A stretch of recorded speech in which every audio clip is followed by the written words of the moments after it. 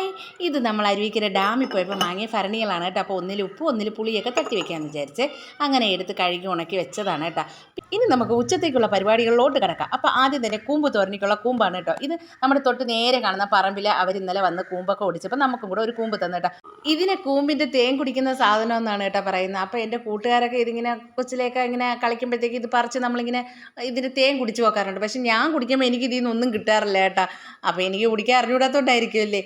അങ്ങനെ പിന്നെ നമ്മൾ അങ്ങനെ ഓരോ ജോലിയായിട്ട് ഒതുക്കിക്കൊണ്ട് നിന്നപ്പോഴത്തേക്കും നമ്മുടെ മാമ വന്നിട്ടുണ്ട് മീനുമായിട്ട്. കൊഴിയാളെ അയലയായിരുന്നു കേട്ടോ. ഞാൻ കൊഴിയാളെ വാങ്ങി, നാത്തൂന് അയലയും വാങ്ങി. എന്നിട്ട് വീട്ടിലോട്ട് വന്ന് ഞാനൊരു ഒഴിച്ചുകൂട്ടാൻ അങ്ങോട്ട് കാച്ചിട്ടുണ്ട്. അപ്പോൾ കൂമ്പ് ഞാൻ ക്ലീൻ ചെയ്യാൻ ഇരുന്നുണ്ടല്ലോ, അതിൻ്റെ പോളം മൊത്തം ഞാനങ്ങ് പറിച്ച് കളയും കേട്ടോ. അതുകൊണ്ട് ഉമ്മ പറഞ്ഞിട്ടുണ്ട് മേലാൽ കൂമ്പ് നീ ഒന്നും ചെയ്ത് കളയേണ്ട, എന്നെ ഏൽപ്പിക്കണമെന്ന്. അങ്ങനെ ഉമ്മയെ ഏൽപ്പിച്ചതിന് ശേഷം ഞാനാണെങ്കിൽ മെനങ്ങാത്ത കുറച്ച് മീനുണ്ടായിരുന്നു കേട്ടോ. അത് വറുക്കാനായിട്ട് എടുത്ത് വെച്ചു. പിന്നെ കറിക്കുള്ള മീനും ക്ലീൻ ചെയ്തെടുത്തു. അപ്പോഴത്തേക്ക് ഉമ്മ കൂമ്പെല്ലാം അരിഞ്ഞ് വെളിച്ചെണ്ണയിലിട്ട് തേച്ച് അതിൻ്റെ കറയെല്ലാം കളഞ്ഞേട്ടാ. ആ സമയം കൊണ്ട് നമ്മൾ മീൻ കറിയെല്ലാം അടുപ്പത്തോട്ടാക്കി. ഇനി അടുത്ത പരിപാടി എന്ന് പറയുന്നത് നമ്മുടെ കൂമ്പിനെ തോരൻ വെച്ചെടുക്കുക. ഞങ്ങളുടെ ഇവിടെ എല്ലാവർക്കും ഭയങ്കര ഇഷ്ടമാണ് കേട്ടോ ഈ വാഴക്കൂമ്പ്. പല സ്ഥലങ്ങളിലും പല പേരിലാണ് അറിയപ്പെടുന്നത് കേട്ടോ.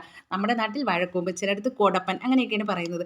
അപ്പോൾ അതാ അവനെ തോരനാക്കി അങ്ങോട്ട് എടുത്തിട്ടുണ്ട്. നമ്മൾ കുറച്ച് ചെറിയ കൂമ്പാണെങ്കിൽ കുറച്ച് പയറും കൂടി ഇട്ടിട്ടാണ് തോരൻ വെക്കുന്നത് കേട്ടോ. അപ്പോൾ ഇത് ഏത്തക്കായുടെ കൂമ്പായതുകൊണ്ട് തന്നെ ഇച്ചിരി വലിയ കൂമ്പായിരുന്നേ.